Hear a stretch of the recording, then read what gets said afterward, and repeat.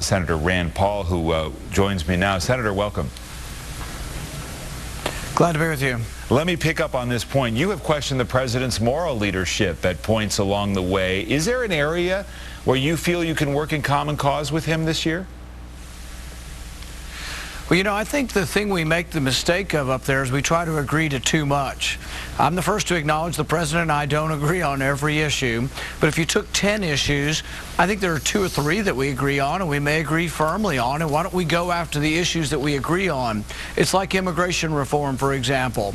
We don't agree on the whole comprehensive package with the Democrats, but I'll bet you about half of it we agree on, and the question is, are we willing to narrow our focus and go after things that we can agree to and get them done, or are we going to say so polarized that we always have to have our way or the highway? So I think there is a way to pass legislation. When I was at the White House a couple of weeks ago, I said to the president, I want to increase infrastructure spending, and I know you do. Let's let companies bring back their profit from overseas at 5% and put it all in infrastructure. And I've been talking with Senator Durbin and others in the Senate on the Democrat side. I think we could agree to that tomorrow. But we have to go ahead and just narrow the focus and not say, oh, we're going to do overall tax reform, because we don't agree on overall tax reform. The future of the Republican Party, and frankly your place in it, is a big story. Just this morning, the front page of the New York Times has this headline: Rand Paul's mixed inheritance. Senator looks to move libertarianism from the fringe to the mainstream. How big of a hurdle is this for you if you're going to run for president?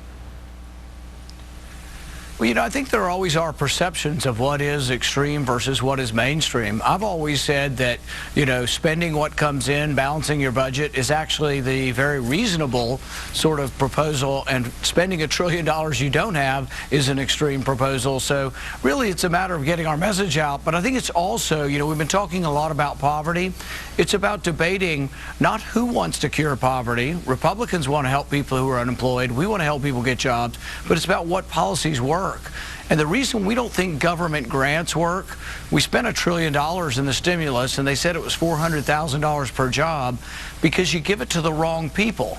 9 out of 10 businesses fail, so if government picks who they're going to give the money to create jobs, 9 out of 10 times they're wrong and they pick the wrong person. So what I would do, and what I've asked with my economic freedom zones, is dramatically lower taxes, but don't pick who you give it to. Give it to the businesses that are already started and the consumers have already voted for. But that's different than what we've been doing in the war on poverty for 50 years. But it's interesting, the role of government. You've often referred to the tyranny of the federal government. So again, it comes down to mainstream versus extreme. Fellow Republicans, and maybe he's one that will run against you for the Republican nomination, Ted Cruz, has described your strident libertarianism of your father as an issue that will always be a shadow over anything you try to do. You know, I think one of the things, and, you know, don't be trashing my dad too much. That's my dad, you know. But the thing is I would say that my dad was extraordinary in Washington, and then being genuine, being really liked by people on both sides, being close to people from the conservative wing of the party, but also very close to the Congressional Black Caucus as well. He went to Berkeley and had 7,000 kids on their feet. He went to Liberty University and had 7,000 people on their 7,000 conservative Christian kids on their feet. So that's a rare figure in politics, and I would say I'm proud of my dad. And what I would say I'm trying to do is to try to bring that message to an even bigger crowd. But Senator, do you think so I think there's a lot to be said for it. Is the federal government guilty of tyranny? Well, you know, Montesquieu talked about when the executive branch tries to assume the legislative powers, that's a form of tyranny. So, yeah, there are times when we lose our checks and balances, when government grows, and when government's not obeying the rule of law, that is a form of tyranny. Tyranny is a strong word, but it makes people sit up and take notice. But I would say that there are times when we are going beyond what we should be doing, when we're exceeding the restraints of the Constitution, that there is a form of tyranny, and we need to be aware of that. But it's interesting, in the issue of Edward Snowden, who's been very much in the news this week with calls potentially for a deal with the United States government, you've called him a hero.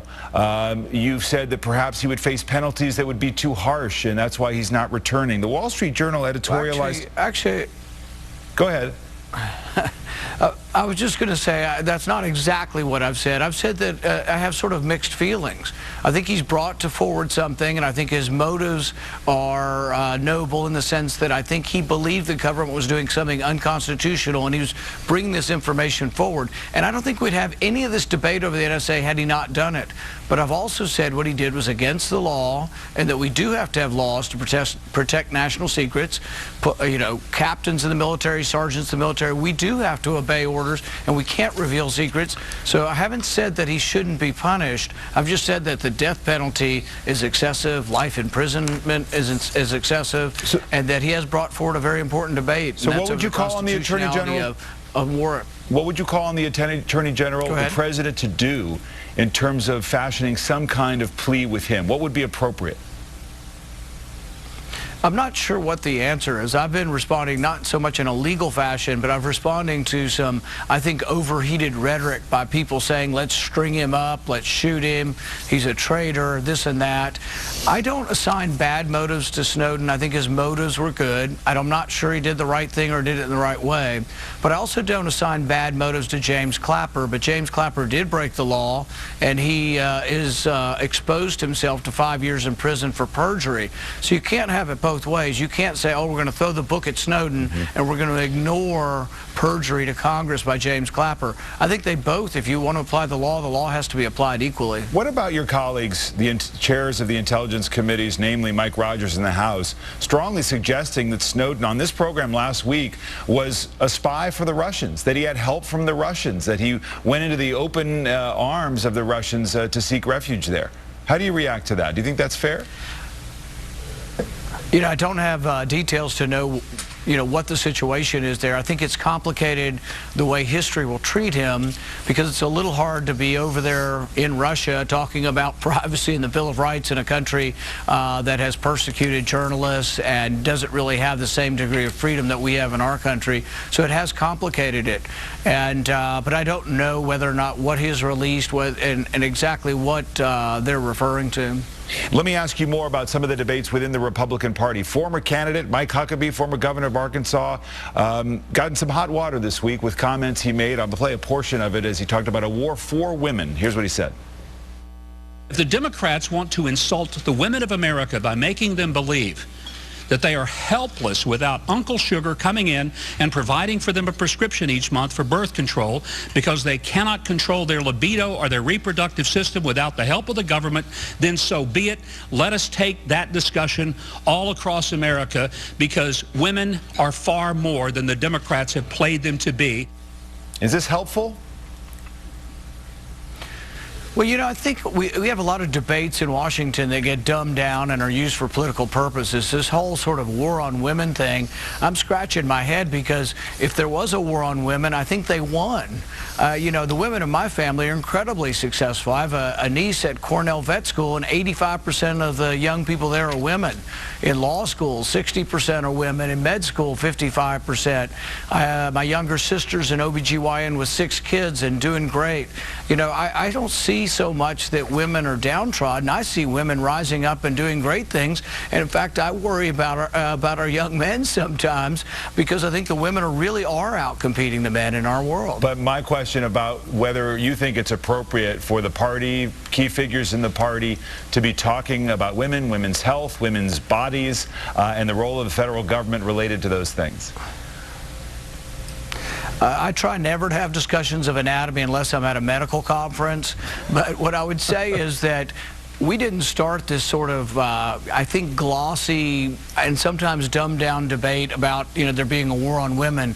I think the facts show that women are doing very well, have come a long way, and you know, like I say, I have a lot of successful women in my family, and I don't hear them saying, oh, woe is me, this terrible, you know, misogynist world. They look out and they're conquering the world. The women in my family are doing great, and that's what I see in all the statistics coming out.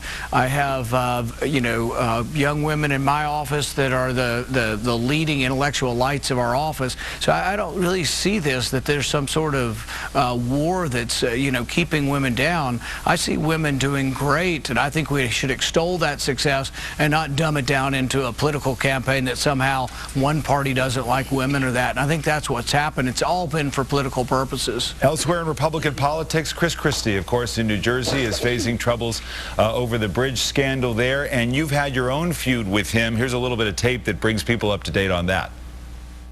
This strain of libertarianism that's going through both parties right now and making big headlines, I think is a very dangerous thought.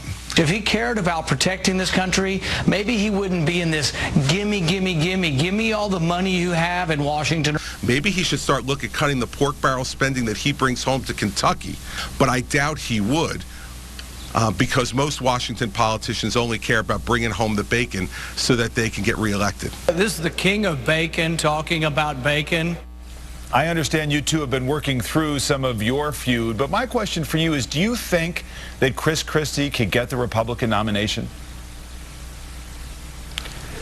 You know, I think that's yet to be determined. The nomination goes through some very conservative primaries. I think there's room for more moderate Republicans in the party, and I really am a believer that we should have an expansive and diverse party ideologically and diverse in many ways. But the primary is a very conservative process, and my understanding is that it'll be more difficult for a moderate to make it through because we truly are fiscal conservatives in our party. We don't want to spend money we don't have. If we are going to spend something on such as Sandy, which is, I think, something the country was going to take a responsibility in, we think we should pay for it. You know, I offered an amendment on Sandy to take the money from foreign aid and say, look, we don't need to, if we're going to repair bridges in New Jersey, I'm fine with that. And if we're going to repair houses and roads, but let's take it from repairing roads in Pakistan, because there's a limited amount of money, and actually really we're borrowing about $1 million a minute, a lot of it from China and Japan. I don't think we should do that, and we need to set priorities and say if we're going to help New Jersey, it ought to be paid for. But that's why I think that there was a debate over him sort of lecturing Congress and saying, give me all this money. And all I was asking for, and many other Republicans were asking for, is that it ought to be paid for through spending cuts in overseas spending. Final political question for you. Whoever the Republican nominee is, there's a good chance, as we look at it now, that one candidate on the Democratic side will have a lot of momentum. Whether she gets the nomination or not, we don't know, is Hillary Clinton. And an interesting profile in Vogue magazine, including this analysis. While her husband jokes, meaning you, that his gut feeling is that Hillary Clinton will not run for president is a good thing, since all the polls show her trouncing any opponents, Kelly, the wife of Senator Rand Paul, practically cuts him off to say that Bill Clinton's relationship with Monica Lewinsky should complicate his return to the White House, even his first spouse. I would say his behavior was predatory, offensive to women, she tells me. Are these issues something that you really think will be fair game and an appropriate part of a campaign? Should she be the nominee? Well, you know, I mean, the Democrats, one of their big issues is they've concocted and says Republicans are committing a war on women. One of the workplace laws and rules that I think are good is that bosses shouldn't prey on young interns in their office. And I think really the media seems to have given President Clinton a pass on this. He took advantage of a girl that was 20 years old and an intern in his office. There is no excuse for that, and that is predatory behavior, and it should be something we shouldn't want to associate with people who would take advantage of a young girl in his office. This isn't having an affair. I mean, this isn't me saying, oh, he's had an affair, we shouldn't talk to him. Someone who takes advantage of a young girl in their office, I mean, really. And then they have the gall to stand up and say Republicans are having a war on women. So, yes, I think it's a factor. Now, it's not Hillary's fault. And but it should be an issue. But it is a factor in judging Bill Clinton in history. Right, but is it something that Hillary Clinton should be judged on if she were a candidate in 2016? Yeah, no, I'm not saying that. This was with regard to the Clintons, and sometimes it's hard to separate one from the other. But I would say that with regard to his place in history, that it certainly is a discussion. And I think in my state, you know, people tend to sort of frown upon that. We wouldn't be, you know, if there was someone in my community who did that, they would be socially, we would disassociate from somebody who would take advantage of a young woman in the workplace. All right, Senator Rand Paul, a lot of ground covered, a lot of ground still to cover, and we'll hope to have you back. Senator, thank you as always. Thank you. I want to